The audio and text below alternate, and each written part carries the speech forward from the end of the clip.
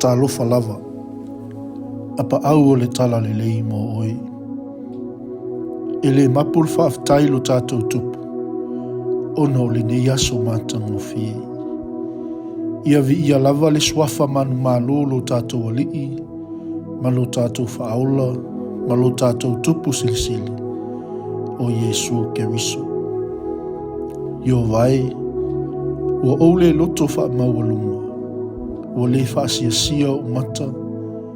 O te le maasani ma mea whaasilisili, ma mea ua sili o na whaingatā i a te au. E moni, na o whiwhile mu ma o whaalolongo whaapei o le tama ua tea, ma le susu alona tina.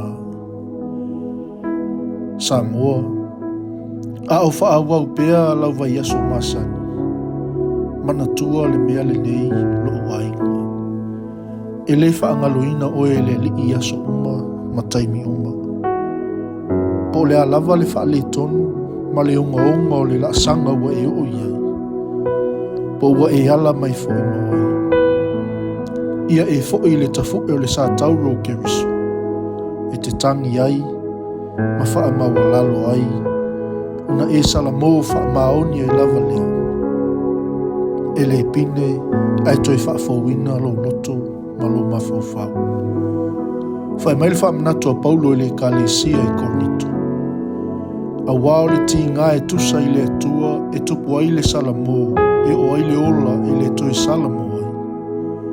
A o le ti ngā wha ali lalulangi, e tupu ai le oti. Le atua mamanai, ia e fisoso ani mai i la usava linga o le nei asu. Ia ave ese le wha amawalunga i a te au.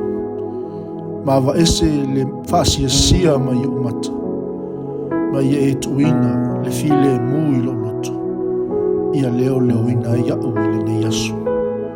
Fisoso ani mai le ali ie, i la asanga uma o le au savalia.